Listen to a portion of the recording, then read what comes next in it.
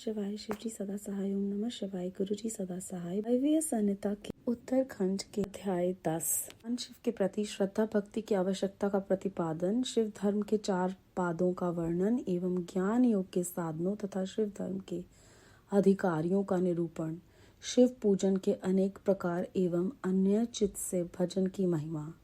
तदनंतर श्री कृष्ण के प्रश्न करने पर उपमन्यु मंदराचल पर घटित हुए शिव पार्वती संवाद को प्रस्तुत करते हुए बोले। श्री कृष्ण, एक समय देवी पार्वती ने भगवान शिव से पूछा, महादेव, जो आत्म तत्व आदि के साधन में नहीं लगे हैं तथा जिनका अंतःकरण पवित्र एवं वशीभूत नहीं है, ऐसे मत मृत्युलोकवासी जीवात्माओं के वश में आप किस उपाय से हो सकते हैं?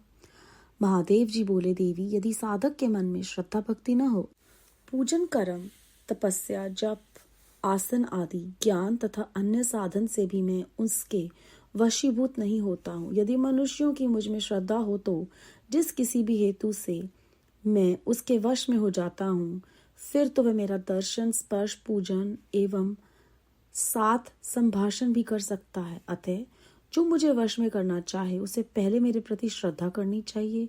श्रद्धा ही सर्वधर्म का हेतु है और वही इस लोक में वर्णाश्रमी पुरुषों की रक्षा करने वाली है। जो मानव अपने वर्णाश्रम धर्म के पालन में लगा रहता है, उसी की मुझ में श्रद्धा होती है, दूसरे की नहीं। वर्णाश्रमी पुरुषों के संपूर्ण धर्म वेदों से सिद्ध हैं। पूर्व काल में ब्रह्मा जी ने मेरी ही आज्ञा लेकर उनका वर्णन किया था। ब्रह्मा जी का बताया हुआ वह धर्म अधिक धन के कारण साध्य है तथा अनेक प्रकार के क्रियाकल्प से युक्त होता है। उससे मिलने वाला अधिकांश फल अक्षय नहीं है तथा उस धन के अनुष्ठान में अनेक प्रकार के कलेश और आयास उठाने पड़ते हैं।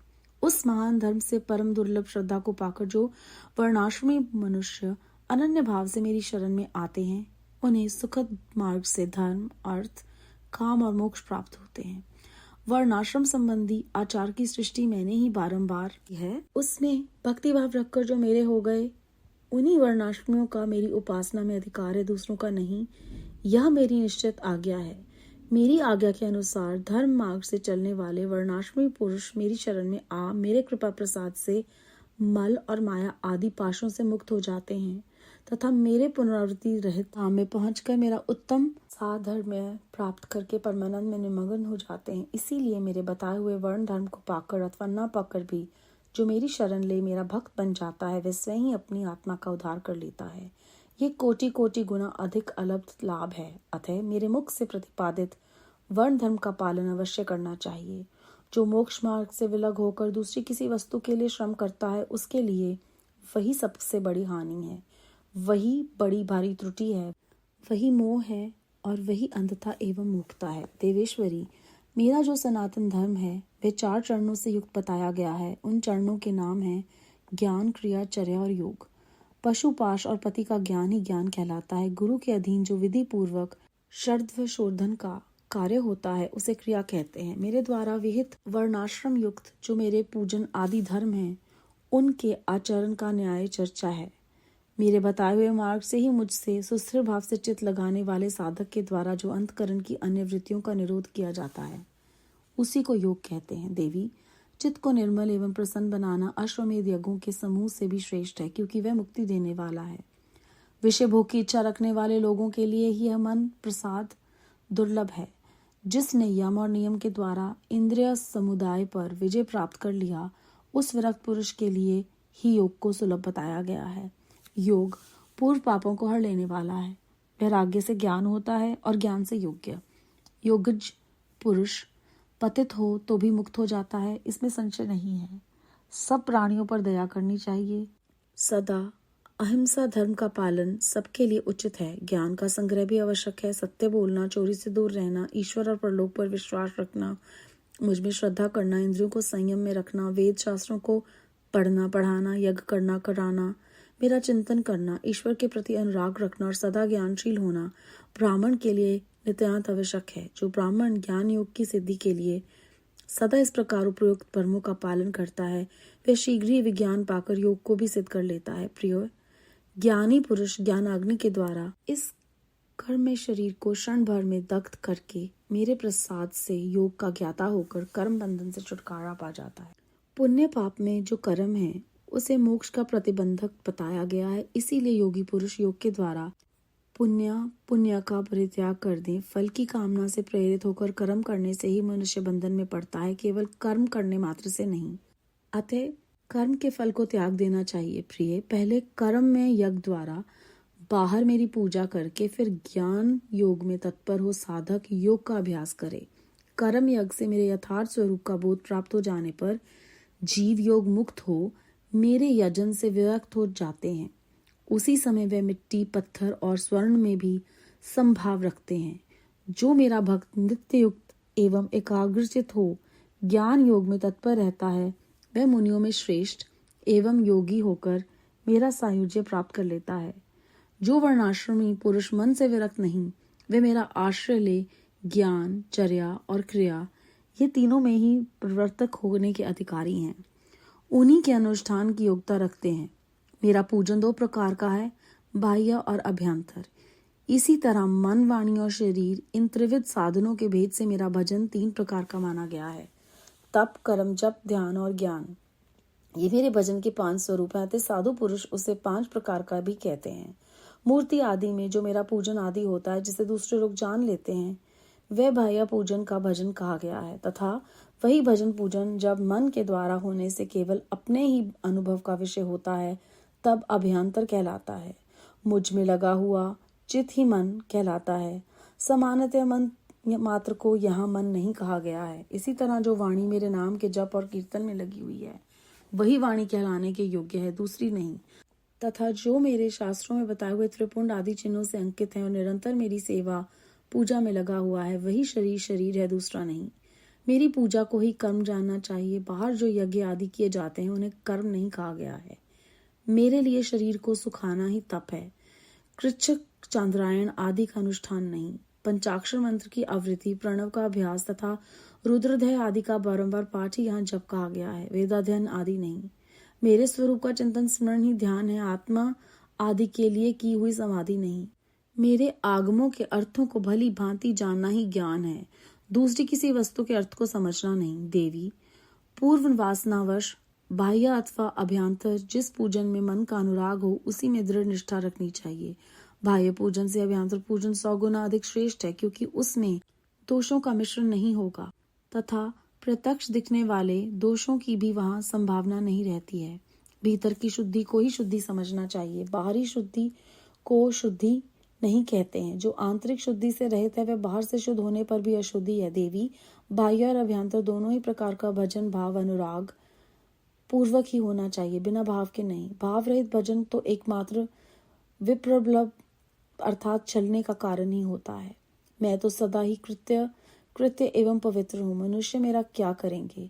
उनके द्वारा किए गए बाह्य अथवा अभ्यंतर पूजन में उनका जो भाव अर्थात प्रेम है, उसी को मैं ग्रहण करता हूँ। देवी, क्रिया का एकमात्र आत्मा भाव ही है, वही मेरा सनातन धर्म है। मन, वाणी और कर्म द्वारा कहीं भी किंचित मात्र फल की इच्छा न रखकर ही क्रिया करनी चाहिए। देवेश्वरी, फल का उद्देश्य रखने से मेरा आश्रय लघु हो जाता है, क्योंकि फलार्थी को यदि फल न मिला तो वह मुझे छोड़ सकता है। सती साध्वी देवी, फलार्थी होने पर भी जिस साधक का चित्त मुझ में ही प्रतिष्ठित है, उसे उसके भाव के अनुसार फल में अवश्य देता हूँ। जिनका मन फल की इच्छा न रखकर ही मुझ में लगा हो, परंतु पीछे वह फल चाहने लगे, तो वह भक्त भी मुझे प्रिय है।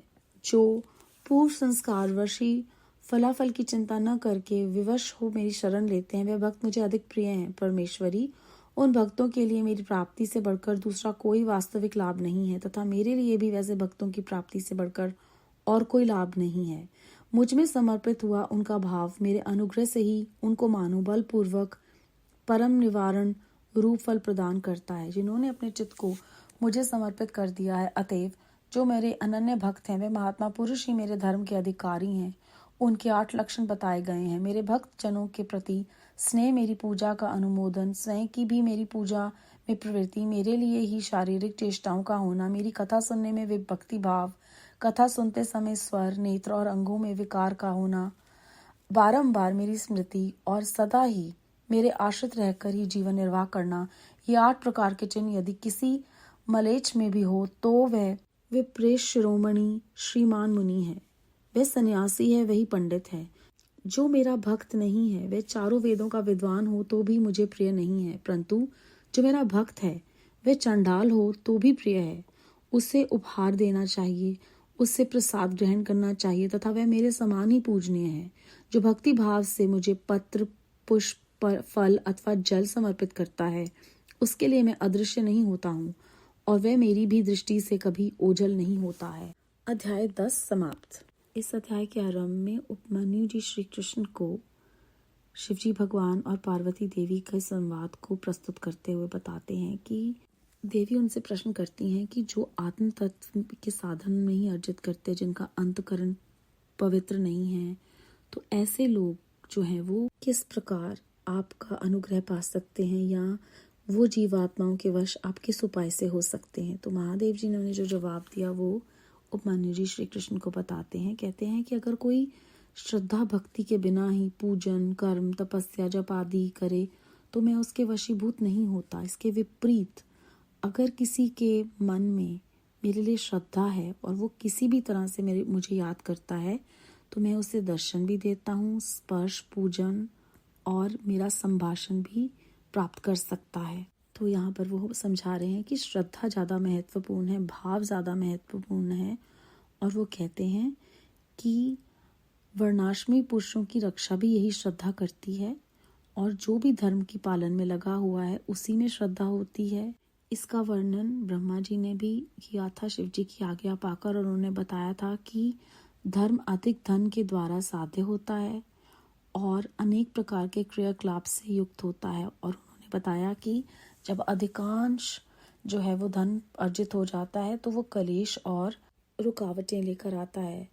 तो जब धर्म से परम दुर्लभ श्रद्धा को पा लेते हैं तब उन्हें अर्थ, काम और मोक्ष भी मिल जाता है और भगवान की कृपा से वो हर तरह के मल, माया से मुक्त हो जाते हैं। तो धन अर्जित करने की भी जो इच्छा है वो भी खत्म हो जाती है। के बाद वो बताते हैं कि जो मेरे बताए हुए वर्ण धर्म को पाकर या बिना उससे जानकर भी मेरी शरण में आ जाता है वो मेरा भक्त बन जाता है। जो मनुष्य वस्तुओं के पीछे भागते हैं वो बहुत बड़ी गलती करते हैं, इसमें बहुत बड़ी हानि है, यही अंधता और मूर्खता है।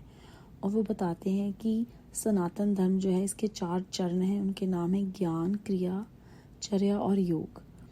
पशु, पाश और पति का ज्ञान जो है वो ज्ञान कहलाता है और गुरु के अधीन जो विधि पूर्वक शर्त शोधन का कार्य होता है उसे क्रिया कहते हैं। जो वर्ण आश्रम युक्त पूजन है महादेव जी का, उनके आचरण का नाम चर्या है और महेश्वर जी के बताए हुए मार्ग से ही जो उनमें सुस्थिर भाव से चित्त लगाते हैं उसी को योग कहते हैं। जब ऐसा होता है तो चित्त निर्मल हो जाता है और प्रसन्नता प्रदान होती है और मुक्ति पा लेता है वो साधक। विषय भोग की इच्छा रखने वाले लोगों के लिए यह मन प्रसाद दुर्लभ है क्योंकि वो तो चीज़ों के पीछे भाग रहे हैं। जब कोई भी यम और नियम के द्वारा इंद्रियों पर विजय पा लेता है तो योग उसके लिए बहुत आसान है और ये पूर्व पापों को हर देता है। वैराग्य जब उत्पन्न होता है उनके लिए तभी ज्ञान आता है और ज्ञान से ही हम योग तक पहुंचते हैं। तो जो योग्य पुरुष हैं वो मुक्त हो जाते हैं क्योंकि उनके मन में कोई भी इच्छा नहीं रहती और वो अपनी इंद्रियों पर काबू पाकर केवल उसी परमात्मा का चिंतन करते हैं। ज्ञान का संग्रह आवश्यक है। सत्य बोलना, चोरी से दूर रहना, ईश्वर पर विश्वास रखना, उनमें श्रद्धा रखना, इंद्रियों को संयम में रखना, वेद शास्त्रों को पढ़ना या पढ़ाना, यज्ञ करना, ईश्वर के प्रति प्रेम होना, सदा ज्ञानशील होकर ब्राह्मण के लिए नित्यांत आवश्यक है। तो इसी तरह से जब योगी योग भी पा लेता और ये सारी बातों को ध्यान में रखता है तो योग की परम ज्ञान अग्नि द्वारा वो जो अपने शरीर को दग्ध कर देता है, अर्थात इस शरीर से जुड़े हुए जितने भी बंधन हैं वो भस्म हो जाते हैं। अगर हम कोई भी कर्म फल पाने की इच्छा से करते हैं तो वो बंधन है। इसीलिए हमें इस अध्याय में ये प्रेरणा मिल रही है कि कर्म के फल को भी त्याग देना चाहिए और जो महादेव जी के यथार्थ स्वरूप का बोध प्राप्त कर लेते हैं, वो जीव योग युक्त होकर विरक्त हो जाते हैं। उनके लिए मिट्टी, पत्थर, स्वर में कोई भी अंतर नहीं। और जो उनकी भक्ति में नियुक्त एकाग्रचित ज्ञान में तत्पर रहता है, वो योगी होकर शिवजी महाराज का सायुज्य प्राप्त कर लेता है। और जो विरक्त नहीं है, वो उनका आश्रय ले ज्ञान, चर्या और क्रिया इन तीनों में परिवर्तित होता है। भाव उनको सायुज्य नहीं प्राप्त होता। बाह्य और अभ्यंतर दो तरह से हम उनकी पूजा कर सकते हैं। और इस अध्याय में हमने जाना कि बाह्य पूजन से अभ्यंतर पूजन जो है वो 100 गुना अधिक श्रेष्ठ है, क्योंकि उसमें दोष नहीं होते। कुछ प्रत्यक्ष दिखने वाले दोषों की संभावना नहीं होती। बाहरी शुद्धि नहीं है। और हमें ये बताया गया कि आंतरिक शुद्धि पर हमें ध्यान देना है। बाह्य और अभ्यंतर दोनों ही एक प्रकार के भजन भाव अनुराग पूर्वक ही होना चाहिए, बिना भाव के नहीं। अगर हम कुछ भी करते हैं जो भाव के बिना है, तो वो छलने के बराबर है। और परमात्मा हमें यहाँ समझा रहे हैं कि अगर मनुष्य ये सोचते हैं कि वो मेरे लिए कुछ कर रहे हैं, तो ऐसा तो कुछ कर ही नहीं सकते, क्योंकि मैं तो कृत्य और पवित्र हूँ। और उनके द्वारा किए हुए बाह्य या अभ्यंतर पूजा में अगर प्रेम है, मैं तभी उसे स्वीकार करता हूँ। मन, वाणी और शरीर ये 3 साधन हैं जिनसे परमात्मा का भजन होता है। तप, कर्म, जप, ध्यान और ज्ञान, ये 5 भजन के स्वरूप हैं। जो साधु पुरुष हैं उसे 5 प्रकार का भी कहते हैं। मूर्ति आदि में जो शिवजी महाराज का पूजन होता है, जिसे दूसरे लोग जान लेते हैं, वह बाह्य पूजन कहा गया है। और जो मन के द्वारा होता है उसे अभ्यंतर कहते हैं। और जो भी चित्त उनमें लगा हुआ है उसे मन कहा गया है। मन मात्र को यहाँ मन नहीं कहा गया। इसी तरह जो वाणी मेरे जप में लगी हुई है वही वाणी है, दूसरी नहीं। जो भी लोग शास्त्रों में बताए हुए त्रिपुंड आदि चिन्हों से अंकित हैं, वो निरंतर मेरी सेवा पूजा में लगे हुए हैं, वही शरीर हैं, दूसरे नहीं। परमात्मा की पूजा को ही कर्म जानना चाहिए। बाहर जो यज्ञ आदि किए जाते हैं उन्हें कर्म नहीं कहा जाता।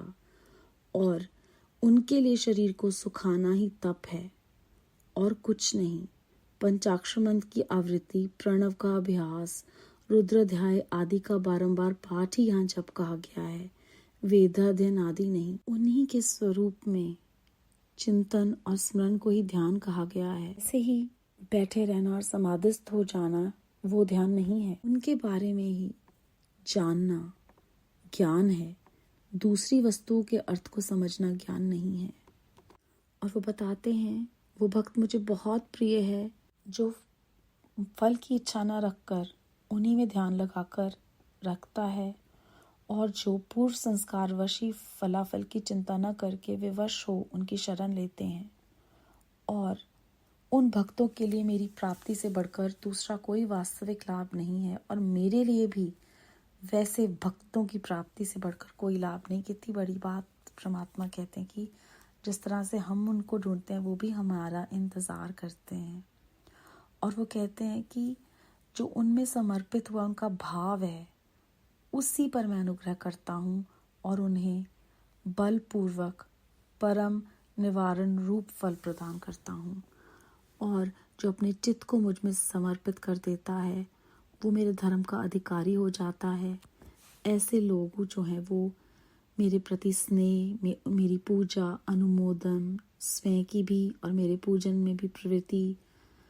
और फिर शिव जी कहते हैं कि मेरी ही शारीरिक चेष्टाओं का होना है उनके हृदय में। मेरी कथा सुनने में भक्ति भाव होता है। कथा सुनते हैं उस समय स्वर, नेत्र और अंगों में विकार का होना, बारंबार मेरी स्मृति और सदा मेरे आश्रित रहकर ही जीवन निर्वाह करना। अगर किसी में भी ये 8 चिन्ह हैं और अगर ये मलेच्छ में भी हैं तो वो भी विप्रव शिरोमणि श्रीमान मुनि है। वो भक्त नहीं है जिसने ज्ञान अर्जित कर लिया है। मेरा भक्त वो है जो चंडाल भी है परंतु मुझे प्रेम करता है, और वो मेरे ही समान पूजनीय है। जो भक्ति से पत्र, पुष्प अथवा जल समर्पित करता है उनके लिए मैं अदृश्य नहीं हूँ, और वो भी हमेशा मेरी दृष्टि के आगे ही रहता है। बेअंत बेअंत शुक्राना गुरु जी महाराज, बेअंत शुक्राना। ओम नमः शिवाय। शिव जी सदा सहाय। ओम नमः शिवाय। गुरु जी सदा सहाय।